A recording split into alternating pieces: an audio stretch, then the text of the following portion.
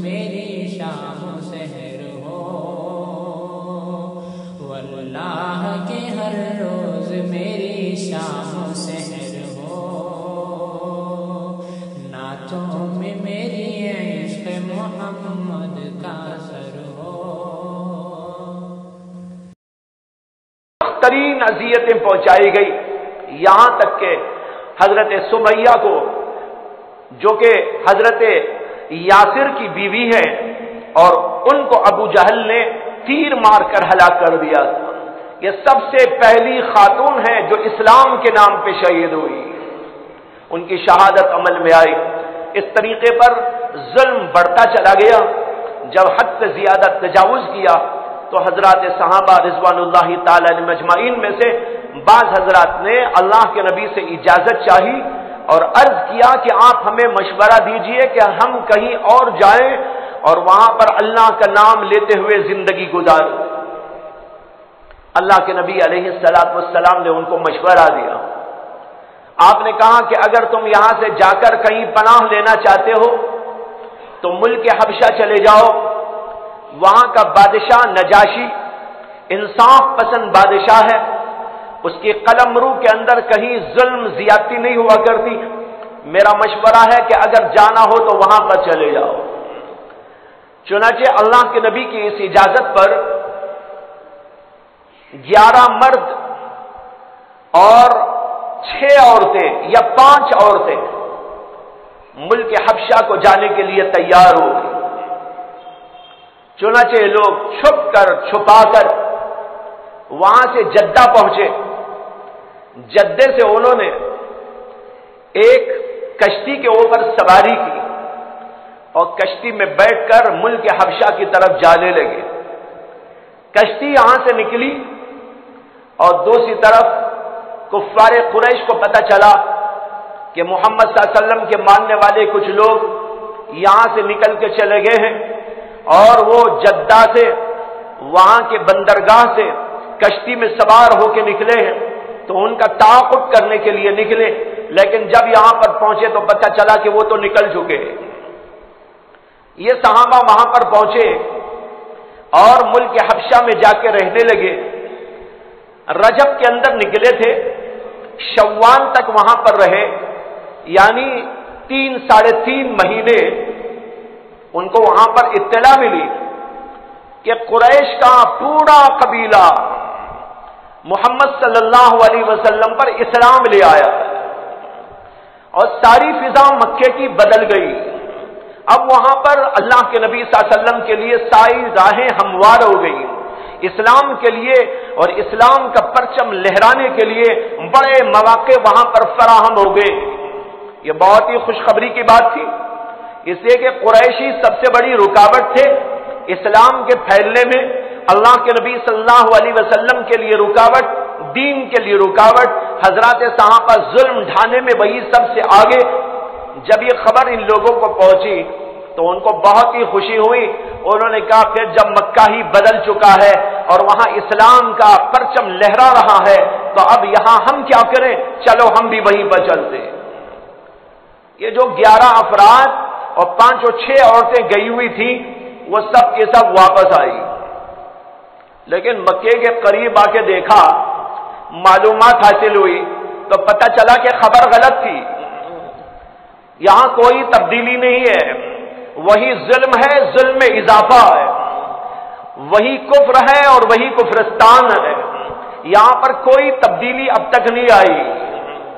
جب ان لوگوں کو یہاں آ کر یہ بات معلوم ہوئی بڑا افسوس ہوا۔ انہوں نے کہا اتنا لمبا چوڑا سفر کر کے ہم گئے تھے، اب واپس آ گئے اور پھر واپس جانے کے لیے پیسے بھی نہیں، اب کیا کریں؟ تو بہرحال انہوں نے یہ کیا کہ کچھ لوگ تو چھپتے چھپاتے مکے میں داخل ہو گئے اور کچھ لوگوں نے وہاں کے کچھ لوگوں سے پناہ حاصل کی اور کہا کہ تم ہم کو اپنی پناہ میں لے لو۔ چنانچہ انہوں نے پناہ دے دی، کچھ رشتہ داری کی بنیاد پر، کسی تعلق کی بنیاد پر، تو یہ صحابہ مکے کے اندر چلے گئے۔ لیکن اس کے بعد یہ کفر والے مکے کے کافر لوگ اور زیادہ ظلم کے اوپر اتر آئے، اب ان کا ظلم اور بڑھ گیا۔ उन्होंने कहा यहां से निकलकर ये लोग कहीं अब जा नहीं सकते, देखो गए थे बड़े जोर से, अब वापस चले आए हैं, या इसका मतलब यह है कि इनको कहीं और पनाह नहीं मिल सकती, इसलिए अब इनको और दबाओ और जुल्म करो और इनको मारो तोड़ो। इसी जमाने के अंदर हजरत सैयदना उमर बिन खत्ताब रजी अल्लाह ताला अन्हु ईमान लाए थे। जब ये लोग मुल्क हबशा से वापस आए, उस वक्त हजरत उमर भी जुल्म करने में बहुत आगे बढ़ गए थे। उसी जुल्म के दौरान अल्लाह ने उनको हिदायत दे दी, जिसका वाकया मैंने गुज़िश्ता जुमा आपको सुना दिया था। बहरहाल हजरत उमर भी इस्लाम ले आए। उसके बाद जब जुल्म हद से बढ़ने लगा तो अल्लाह के नबी अलैहिस्सलाम की इजाजत से फिर हजरत सहाबा ने मुल्क हबशा का सफर किया। ये दूसरी हिजरत थी हबशा की तरफ। पहली हिजरत वो जिसका जिक्र अभी किया गया। अब दूसरी मर्तबा अल्लाह के नबी ने इजाजत दे दी कि जो लोग यहां से जाना चाहते हैं वो मुल्क हबशा को चले जाए। चुनांचे इस मौके पर बहुत सारे सहाबा तैयार हो गए और उनकी तादाद तकरीबन 100 से मुतजाविज थी। मर्द उसमें 80 से ज्यादा थे और 16 से 20 औरतें उसके अंदर थी। ये सब के सब यानी 100 से कुछ आगे बढ़ गए थे। ये सब के सब अल्लाह के नबी अलैहिस्सलाम की इजाजत लेकर मक्के मुकर्रमा से निकले और मुल्क हबशा पहुंच गए। मुल्क हबशा में जाकर उन्होंने एक जगह पर रहना शुरू किया, लेकिन मक्के वालों को करार कब आ सकता था? मक्के वाले सुकून से कैसे बैठ सकते थे? उन्होंने कहा कि ये लोग यहां से निकलकर हमारे चुंगल से आजाद होकर आजादाना जिंदगी वहां पर गुजार रहे हैं, इसलिए हम उनको नहीं छोड़ेंगे। कुफ्फारे कुरैश जमा हुए, 2 आदमियों को तैयार किया। 2 आदमियों में से एक का नाम था अम्र इब्न आस और दूसरे अब्दुल्ला इब्न अबू उमैया। इन दोनों को तैयार किया कि तुम यहां से बादशाह नजाशी के पास में पहुंचो और पहले उसके वजीरों से मिलो, उसके अरकान दौलत से मिलो, उसके मुशीरों से मिलो और उन सब से मिलकर यह कहना। पहले तो उन्होंने कहा तोहफे ले जाओ। चुनांचे बड़े बड़े तोहफे तैयार किए। तोहफे तैयार करके कहा कि ले जाकर उनको देना और उन सब से कहना कि कुछ लोग भगोड़े हमारे यहां से भागकर तुम्हारे मुल्क में आ चुके हैं और यहां पर उन्होंने पनाह ले ली है, इसलिए तुम उनको हमारे हवाले कर दो और तुम बादशाह से इस सिलसिले में हमारी सिफारिश कर दो। चुनांचे जाकर वहां पर उन्होंने बड़े बड़े तोहफे उनको दिए और उनसे बात कही। जितने लोगों से मिले उन सब ने कहा कि अच्छा ऐसा है तो हम बादशाह से जरूर सिफारिश करेंगे और उन लोगों को पकड़कर तुम्हारे हवाले कर देंगे। उसके बाद बादशाह के खास लोगों ने बादशाह से मुलाकात की और बादशाह से कहा कि कुछ लोग आए हैं मक्के से और वो लोग हमारे मुल्क में आके बस गए हैं। वहां से 2 आदमी आए हैं वहां के सरदारों की तरफ से और उन्होंने हम लोगों से ये बात बताई है कि वो लोग जो आए हैं वो भगोड़े लोग हैं और उन्होंने वहां पर फितना मचाया है और एक नया दीन पैदा कर लिया है, इसलिए वो लोग यहां पर आए हैं कि आप उनको पकड़कर उनके हवाले कर दें, इसलिए वो आपसे मिलना चाहते हैं। बादशाह ने कहा कि बुलाओ उनको। चुनांचे मजलिस जमा हो गई। जो कुफ्फार की तरफ से 2 आदमी गए थे वो बादशाह के सामने पेश किए गए। बादशाह ने अपने महल के अंदर उनको बुलाया और अपना दरबार लगाया। वो सारे लोग भी बैठ गए और इन दोनों को भी पेश किया गया। इन लोगों ने बादशाह से कहा कि कुछ लोग हमारे मुल्क से हमारे लोग भागकर भगोड़े आपके यहां आ गए हैं। ये सफी लोग हैं, बड़े बदतरीन लोग हैं और ऐसे हैं, बड़ा फितना परवरी इनके अंदर है। इन लोगों को हम आपके पास से लेकर जाने के लिए आए हैं और ये तोहफा आपको फुला ने ये दिया है। बादशाह ने तोहफे लेकर एक तरफ रख लिए और उसके बाद में कहा کہ میں نے تمہاری بات تو سن لی ہے لیکن جب تک ان کی بات نہیں سنوں گا میں کوئی فیصلہ نہیں کروں گا۔ وہ بڑا انصاف پسند بادشاہ تھا، اس نے صرف انہی کی بات پر اکتفا نہیں کیا۔ بادشاہ نے کہا میں پہلے ان کی بات سنوں گا اور پھر میں تم سے بات کروں گا، اس سے پہلے میں بات کرنے والا نہیں۔ چنانچہ بادشاہ نے حکم دیا کہ مکے کے جو لوگ یہاں پر آئے ہیں ان کو بلا کے لاؤ۔ قاصد پہنچا، حضرات صحابہ سے ملا۔ حضرات صحابہ کے اندر حضرت جعفر طیار بھی تھے، حضرت عثمان بن مظعون بھی تھے، حضرت عثمان بن عفان جن کو عثمان غنی کہتے وہ بھی موجود تھے۔ اس سے بڑے بڑے لوگ موجود تھے اس زمانے میں۔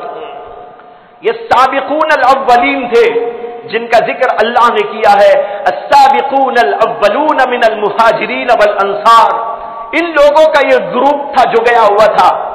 اللہ کے نبی علیہ الصلوۃ والسلام کے ان صحابہ سے بادشاہ کا قاصد آ کے ملا اور کہا بادشاہ آپ سے بات کرنے کے لیے آپ لوگوں کو بلا رہے ہیں، اس لیے آپ لوگ چلیں اور بادشاہ سے بات چیت کریں۔ ان لوگوں نے پوچھا کہ کیا مسئلہ ہے، کیوں بلا رہے ہیں ہم کو؟ اس نے بتایا اس لیے کہ مکے سے دو لوگ آئے ہیں اور وہ لوگ یہ چاہتے ہیں کہ تم لوگوں کو یہاں سے لے کے جائیں، بادشاہ تم سے بات چیت کرنا چاہتا ہے اور حقیقت حال جاننا چاہتا ہے۔ انہوں نے کہا بہت اچھا۔ حضرات صحابہ حضرت جعفر ابن ابی طالب جن کو جعفر طیار کہا جاتا ہے، جو حضرت سیدنا علی ابن ابی طالب رضی اللہ تعالی عنہ کے بھائی ہوتے تھے، بڑی بہترین ان کی زبان تھی، تقریر بڑی لاجواب ہوتی تھی، بہت بڑے عقل مند انسان بھی تھے، معاملات کو سمجھنے اور سلجھانے کی بڑی قابلیت اللہ نے ان کو عطا فرمائی تھی۔ سارے لوگوں نے مل کر حضرت جعفر طیار کو متکلم بنا دیا کہ ہماری طرف سے آپ بات کریں، ضرورت پڑی تو ہم بات کریں گے، نہیں تو ہر گفتگو کا جواب آپ دیں گے۔ چنانچہ بادشاہ کے دربار میں لوگ پیش کیے گئے۔ جب بادشاہ کے پاس میں گئے تو بادشاہ کا طریقہ یہ تھا کہ جو بھی اس کے دربار کے اندر داخل ہونا چاہتا وہ بادشاہ کے سامنے سر جھکاتا، سجدے میں جاتا، یہ طریقہ تھا۔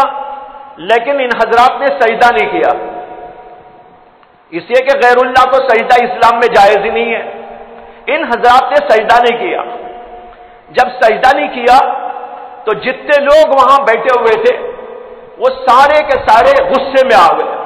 ارے ہمارے بادشاہ کے سامنے یہ لوگ آئے ہیں اور غیر ملکی لوگ ہیں، یہاں پناہ لینے کے لیے آئے ہیں، لیکن اس کے باوجود بادشاہ کو سجدہ نہیں کرتے۔ وہاں کچھ لوگ آواز اٹھانے لگے کہ سجدہ کیوں نہیں، سجدہ کیوں نہیں۔ اتنے میں بادشاہ نے بھی کہا کہ آپ لوگ ہمارے دربار میں آئے ہو لیکن دربار کے آداب سے واقف نہیں ہو۔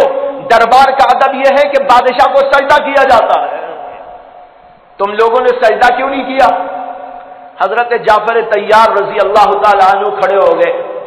انہوں نے کہا کہ اے بادشاہ، بات دراصل یہ ہے کہ ہم ایک ایسے دین کو ماننے والے ہیں جس دین کے اندر سوائے ایک اللہ کے کسی کے سامنے سجدہ جائز نہیں۔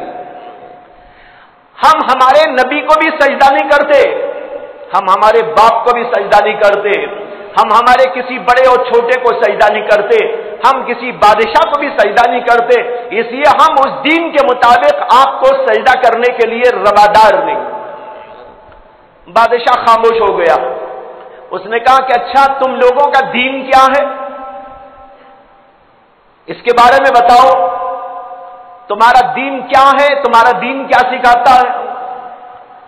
جو لوگ آئے تھے مکے سے انہوں نے بادشاہ کے دل میں ایک بات یہ بھی ڈالی تھی کہ جو لوگ یہاں پر آئے ہیں مکے سے وہ لوگ نہ آپ کے دین پر ہیں نہ ہمارے دین پر، وہ بتوں کی پوجا بھی نہیں کرتے اور وہ تمہارے عیسائی دین پر بھی نہیں ہے، وہ حضرت عیسیٰ علیہ السلام کو خدا کا بیٹا نہیں مانتے، یہ اس کے دل میں انہوں نے ڈال رکھا تھا۔ اس لیے بادشاہ نے پوچھا تم نے کوئی نیا دین اختیار کیا ہے، وہ دین کیا ہے؟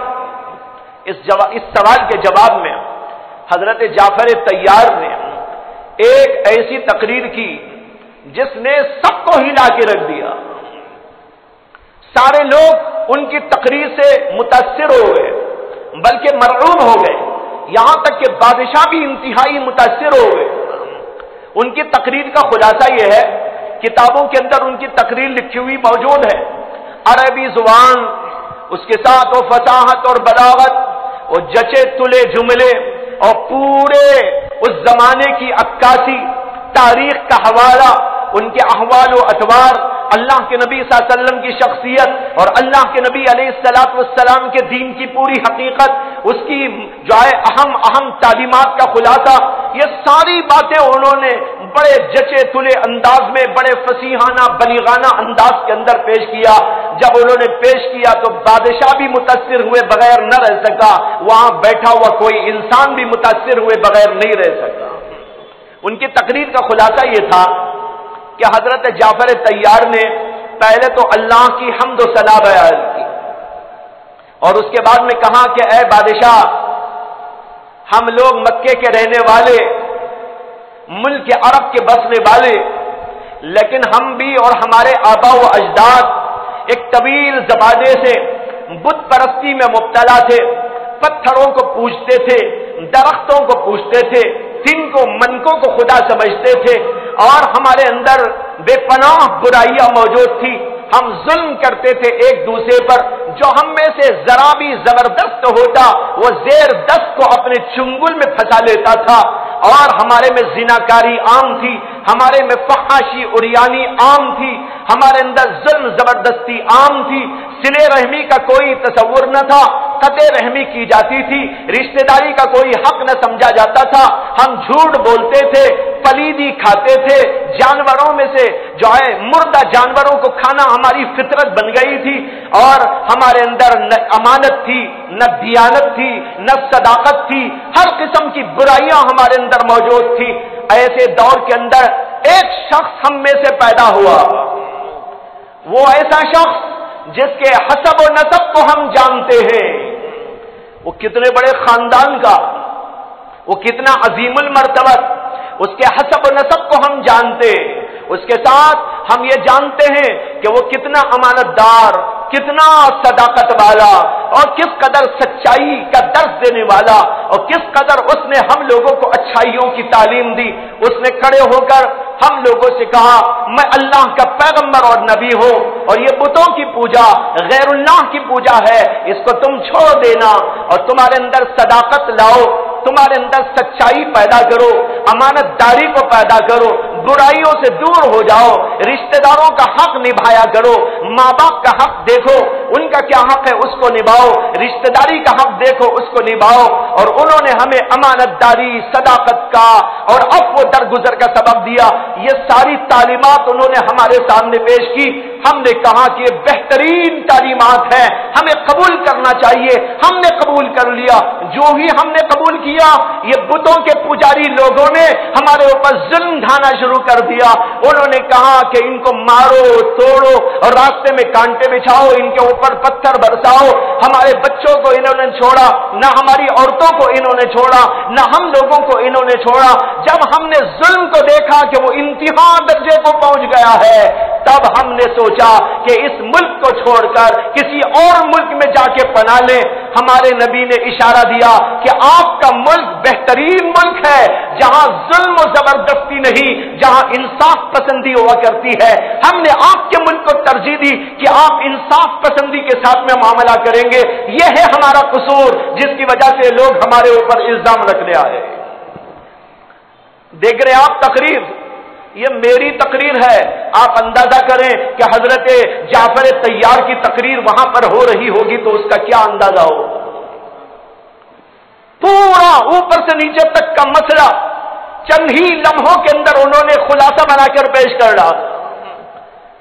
جو ہی یہ پیش کیا تو بادشاہ حیران، متاثر ہوا، اور اس کے بعد میں کہنے لگا کہ جو ہے یہ لوگ جو کچھ بتا رہے ہیں، اس کے اعتبار سے تو یہ لوگ تو مظلوم ہیں، میری اس سرزمین پر ظلم کبھی نہ ہوگا، یہاں ظلم ڈھانے والوں پر سختی کی جائے گی، مظلوموں کا ہاتھ تھاما جائے گا، اس لیے میں تم لوگوں کو ان کے حوالے نہیں کر سکتا، इसलिए तुम यहां से चले जाओ। ये कहकर बादशाह ने एक काम ये भी किया कि जो कुछ उन्होंने तोहफे लाकर पेश किए थे वो भी वापस कर दिए और कहा कि ले जाओ तुम्हारे तोहफे, तुम झूठे हो, मक्कार हो, धोखेबाज हो, जुल्म करने वाले हो, तुम्हारे साथ में नहीं दे सकता, ये सारे का सारा वापस लेके जाओ, तुम्हारे सरदारों को वापस कर देना, हमारे पास बहुत कुछ मौजूद है, तुम्हारी इन चीजों की हमें कोई जरूरत नहीं। एक रिवायत में आता है कि हजरत जाफर तैयार रजी अल्लाह ताला अन्हु ने जब अपनी तकरीर पूरी कर दी तो बादशाह से कहा कि ऐ बादशाह, आप जरा इन लोगों से पूछिए, मेरे 3 सवाल हैं इन लोगों से। ये लोग कह रहे हैं कि हमको लेने के लिए आए हैं, हमको पकड़ने के लिए आए हैं, लेकिन जरा आप इनसे पूछिए क्या हमने किसी का खून बहाया है जिसके खून के लिए ये हमसे मुतालबा करने यहां आए हैं? बादशाह ने कहा, अच्छा भाई बताओ, ये लोग जो यहां पर आए हैं क्या इन्होंने तुम में से किसी का खून बहाया है? उन्होंने कहा नहीं, एक कतरा भी नहीं। वला कतरत दम, ये अल्फाज भी है उसमें, वला कतरत दम, यानी ये खतरा खून भी इन्होंने नहीं बहाया किसी का। जाफर तैयार ने कहा कि जरा इनसे ये भी पूछ लेना क्या हमने इनमें से किसी का माल दबा के यहां पर लाके हम जो है छुप गए हैं? बादशाह ने पूछा, अच्छा भाई तुम्हारा कुछ माल इन्होंने उठा लिया है? उन्होंने कहा नहीं, वला कीरात, एक कीरात भी नहीं उठाया। हजरत जाफर ने कहा जरा इनसे पूछ लेना क्या हम जितने यहां पर आए हैं हम में से कोई इनका गुलाम है क्या? क्या हम भगोड़े गुलाम हैं, भाग के आगे हैं और ये हमारे आका हैं, हमको लेने के लिए आए? बादशाह ने पूछा तो उन्होंने कहा नहीं नहीं, बल, उन्होंने कहा कि बल अहरारुन किराम, नहीं ये तो आजाद लोग हैं। बादशाह ने कहा जब ये तुम्हारे गुलाम भी नहीं, जब तुम्हारा खून भी इन्होंने नहीं बहाया, तुम्हारा माल भी नहीं दबाया, तो तुम्हें क्या हक पहुंचता है कि इनको यहां से लेकर जाने के लिए तुम आए? ये सब बातें हुई। उसके बाद जब बादशाह बड़ा मुतासिर हुआ, उसने कहा कि अच्छा वो पैगंबर और नबी जिनका हवाला तुम दे रहे हो, जिनके दीन की बातें तुम कर रहे हो, उन्होंने क्या अल्लाह का कोई कलाम भी तुम लोगों को दिया है, सुनाया है, बताया है? हजरत जाफर कहने लगे कि हां, उन्होंने हमें एक अल्लाह का कलाम दिया है, हम उसको कुरान कहते हैं, वो अल्लाह की तरफ से उनके ऊपर नाजिल होता है। बादशाह ने कहा कि मेरी ख्वाहिश है उसका कोई हिस्सा मुझको पढ़ के सुनाओ। अब हजरत जाफर तैयार रजी अल्लाह ताला अन्हु ने सूरे मरियम की इब्तिदाई आयतें, बल्कि इब्तिदाई रुकुओं को सुनाया। सूरे मरियम एक मुस्तकिल सूरत है कुरान करीम में, हजरत मरियम के नाम पर है। हजरत मरियम कौन है? हजरत ईसा अलैहिस्सलाम की वालिदा, और बादशाह जो था वो ईसाई बादशाह था, नजाशी ईसाई मजहब का पैरोकार। हजरत जाफर तैयार ने सोचा इसके सामने कुरान के वो मजामीन सुनाने चाहिए जो ईसा और ईसा की मां हजरत मरियम के बारे में कुरान के अंदर आई हुई। चुनाचे वो आयतें पढ़नी शुरू कर डाली। उसके अंदर पहले तो तज़किरा है अल्लाह ताला की कुदरत का और सैयदना ज़करिया अलैहिस्सलाम का, और इस बात का कि सैयदना ज़करिया अलैहिस्सलाम जब बूढ़े हो गए तो उस वक्त उन्होंने अल्लाह से दुआ की कि अल्लाह मुझको एक बच्चा अता फरमा दीजिए। अल्लाह ने बुढ़ापे के आलम में हजरत सैयदना ज़करिया अलैहिस्सलाम को हजरत यहया की शक्ल में एक लड़का अता फरमाया, और उस लड़के के बारे में बताया कि ये लड़का भी अल्लाह का पैगंबर होगा, उसके ऊपर अल्लाह की वही नाजिल होगी। और फिर उसके बाद हजरत मरियम का तज़किरा आया है, वज़कुर फिल किताबी मरियम, अल्लाह की इस किताब के अंदर मरियम का भी तज़किरा करो। वो कैसी पाकबाज औरत थी, उनका मकाम क्या था, उनकी जलालत क्या थी, वो पैदा हुई तो कैसे पैदा हुई, ان کی ماں نے کیسے نظر مان رکھی تھی اور پھر ان کے ساتھ کیا کیا معاملہ ہوا، اور پھر وہ ایسا ہوا کہ جب وہ بڑی ہو گئی اور بڑی ہو کر ایک جگہ پر نہانے کے لیے گئی ہوئی تھی، اسی وقت اللہ کا فرشتہ ان کے پاس میں آیا اور اللہ کے فرشتے نے قریب آنا چاہا تو انہوں نے کہا میں پاک باز عورت ہوں، میرے قریب کوئی مرد نہ آئے، اگر تجھے اللہ کا ڈر ہے تو میرے سے دور ہو جا۔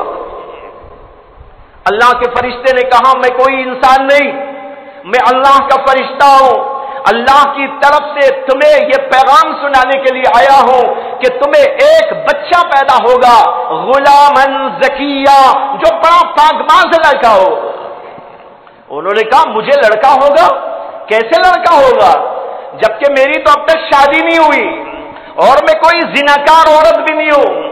شادی بچہ ہونے کی دو ہی سبیلیں اور طریقے ہوتے ہیں، یا تو شریعت کے قانون کے مطابق شادی ہو، اگر شریعت کو چھوڑتا ہے کوئی تو غلط طریقے پر کوئی تعلق پیدا کر لے اور زناکاری سے اس کو اولاد ہو جائے۔ میں زناکار بھی نہیں ہوں اور آج تک مجھے کسی مرد نے چھوا نہیں ہے تو مجھے کیسے لڑکا ہو جائے؟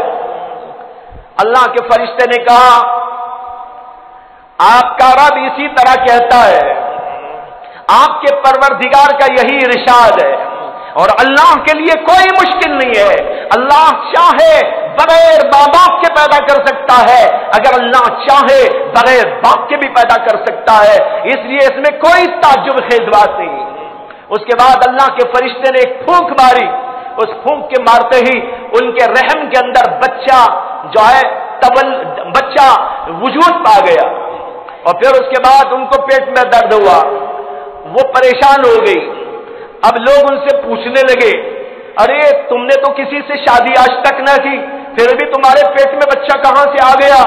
حضرت مریم علیہ السلام کو اللہ تبارک و تعالی نے الہام کے ذریعے بتایا یہ کہ تم صرف اشارے سے ان سے کہہ دینا میں روزے سے ہوں، میں کسی سے بات چیت نہیں کر سکتی۔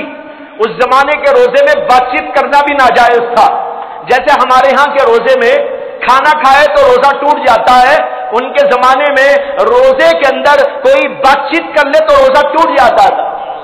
اللہ نے کہا مریم تم کہہ دینا پوچھنے والوں سے میں روزے دار ہوں، میں کسی سے ابھی بات چیت نہیں کر سکتی۔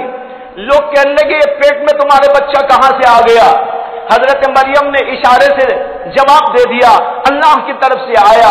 لوگ الٹی سیدھی باتیں کرنے لگے، جب الٹی سیدھی باتیں ہونے لگی اللہ تبارک و تعالی نے جو ہی وہ بچہ پیدا ہوا حضرت عیسیٰ علیہ السلام تو عیسیٰ علیہ السلام کو اللہ نے زبان عطا فرما دی۔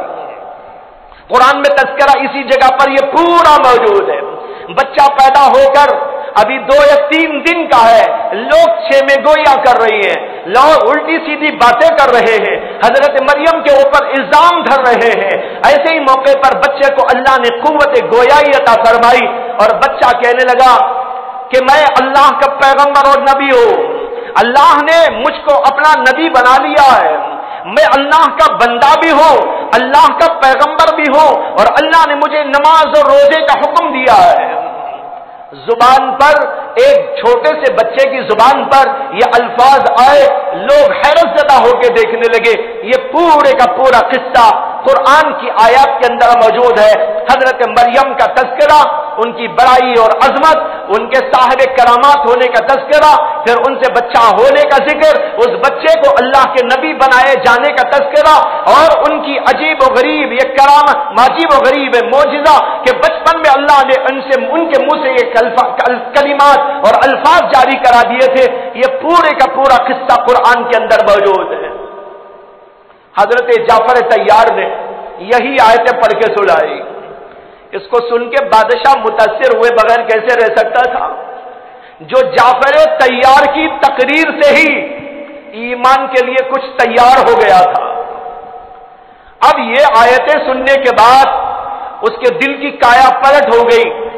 اور یہ بھی روایتوں میں آتا ہے کہ حضرت جعفر جب ان کلمات کو، قرآنی آیات کو تلاوت کر رہے تھے، بادشاہ سمیت وہاں کا پورا عملہ رو رہا تھا۔ سب کی آنکھوں میں آنسو جاری ہو گئے، سب رو رہے تھے۔ اللہ کے کلام کا اثر ان کے دلوں پہ ظاہر ہو رہا تھا۔ जब बादशाह ने सब कुछ सुन लिया, कहने लगा, मैं समझता हूं कि हजरत ईसा पर जो कलाम इंजील की शक्ल में नाजिल हुआ और ये कलाम जिसको तुम पढ़ रहे हो कि ये मोहम्मद सल्लल्लाहु अलैहि वसल्लम पर नाजिल हुआ, ये दोनों कलाम एक ही चिराग से आए। मुराद अल्लाह की जात ही से आए हैं। वो भी ईसा अलैहिस्सलाम पर आया तो अल्लाह की तरफ से आया और ये भी अल्लाह की तरफ से आया। दोनों कलाम का जो है मंबा एक ही अल्लाह की जात है। ये कहकर उसने तस्दीक कर दी। उसके बाद में उन लोगों से कह दिया कि तुम लोग जाओ, इन लोगों को कोई हाथ नहीं लगाएगा, ये अमन और सलामती के साथ में यहां पर रहेंगे। भाइयों, ये दूसरी हिजरत थी जो अल्लाह के नबी सल्लल्लाहु अलैहि वसल्लम के हुक्म पर हजरात सहाबा रिज़वानुल्लाहि ताला अलैहिम अजमाइन ने मुल्क हबशा की तरफ की थी। बादशाह अभी तक तो इस्लाम नहीं लाया था। उसके बाद रिवायत में आता है कि वो इस्लाम ले आया और उसने अल्लाह के नबी अलैहिस्सलाम की खिदमत में तोहफे भी भेजे और अपने ईमान का तज़किरा भी किया।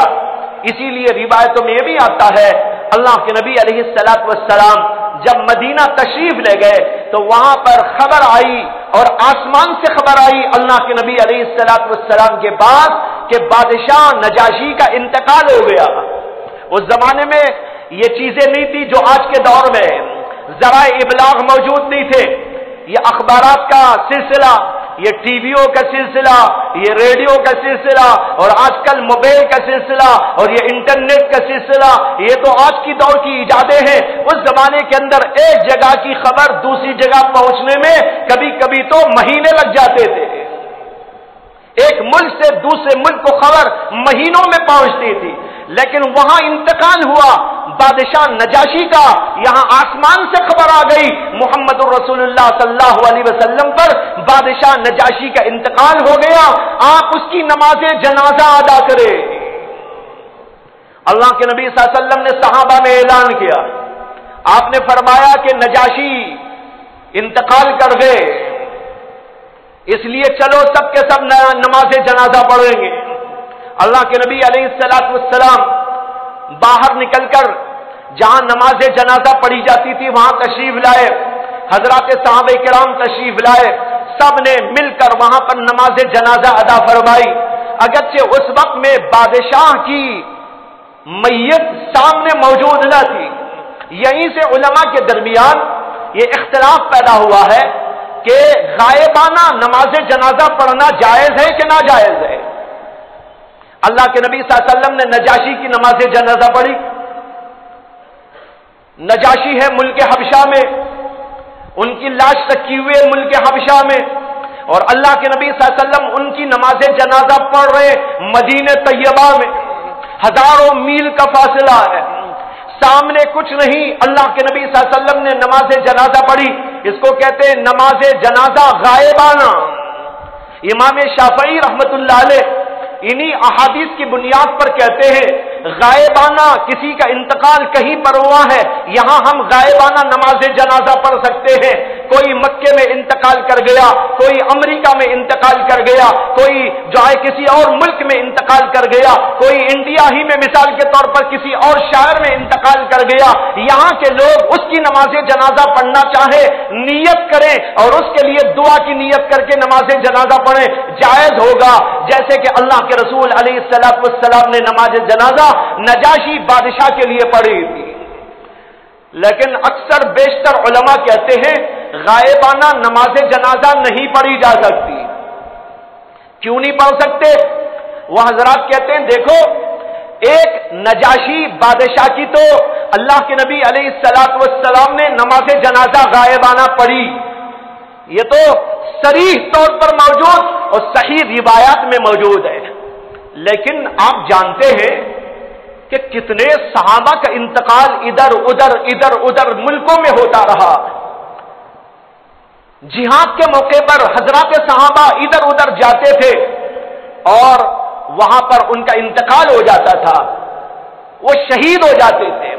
नजाशी से भी बड़े बड़े अहले इल्म, अहले फजल और अहले कमाल और अल्लाह के नबी से खुसूसी ताल्लुक रखने वाले लोग मुख्तलिफ जगह पर गए और शहीद हो गए। لیکن کسی کی بھی نماز جنازہ اللہ کے نبی نے غائبانہ طور پر نہیں پڑھی.